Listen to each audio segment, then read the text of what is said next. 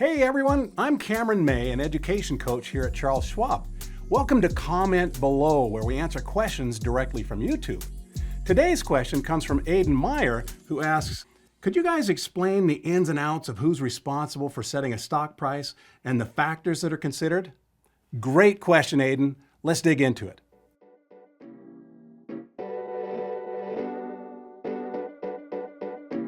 No one sets a stock price exactly. Instead, the price is determined by supply and demand like any other product or service.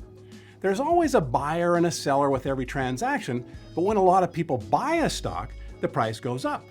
When a lot of people sell it, the price goes down. If you bought a stock at $49 per share and the price rose to $55, it's because a lot of other people were interested in buying it too. If circumstances changed and the price started falling from $55, shareholders are selling. That means the price you're seeing right now is the last transaction price between a buyer and a seller. It can change quickly too, especially for popular stocks, which sometimes trade millions of times a day. But let's rewind and look at how a stock's starting price is established before all that trading begins.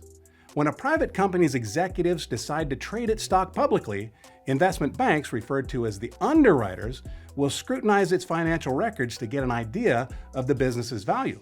They'll look at how good it is at making money, its expectations for future earnings, valuations of similar companies within the same industry, and investor demand for the stock. That assessment, known as a valuation, is important to any stage of investing. Based on the valuation, the underwriters will decide on an initial price to offer shares to the public. Those new issues are then sold during an initial public offering, or IPO. Once it issues shares in the IPO, investors can trade those shares for a higher or lower price on the stock exchanges. After a stock is trading on the open market, there's a bunch of reasons that investors choose to buy or sell it, including the business's operations, the narrative surrounding the company, and technical aspects of trading. Earnings calls detail a company's financial results generally every 3 months. They provide insight to investors on a company's past, present, and potential future performance. Investors buy a stock because it gives them a right to share in the earnings like dividends or price appreciation. Investors don't just buy a piece of a company's current earnings, but a piece of the company's potential future earnings. A metric to determine how much of a stock's price is based on future expectations is the price to earnings, or PE ratio. The PE ratio compares the current price per share of stock to the company's earnings per share, or EPS, over the last 12 months. For example, a PE of 20 means that investors would be willing to pay $20 for every dollar of earnings. Keep in mind that stocks have both trailing and forward-looking PE ratios, which can tell you how much earnings are expected to grow in the coming year. A high PE suggests that investors expect earnings to grow rapidly and that they're willing to pay a lot to get a piece of that potential growth. In early 2020, the electric car company Tesla had a PE of negative 94.73, while GM's PE was 6.05 and Ford's was 24.97. Meaning even before it was profitable, Tesla was valued higher than Ford and GM, suggesting many investors had high hopes for its future earnings. Future earnings aren't guaranteed when dealing with high-flying stocks. High prices can be driven by speculation and narrative. When news started coming out in 2023 about the potential impact of NVIDIA's AI chips, its PE ratio skyrocketed to a height of more than 240 in July from less than 60 in January. But it seems it wasn't just the narrative. There was a boom in sales too. In 2024, NVIDIA helped push major indexes to all-time highs.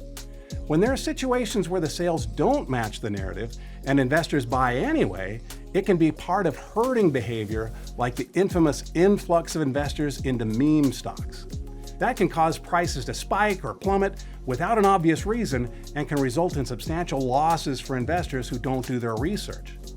Plenty of other things can cause investors to buy or sell too, like breaking news about a company.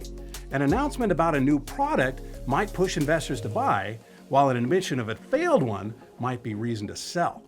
New government regulations might change the way a company's industry operates, for better or worse.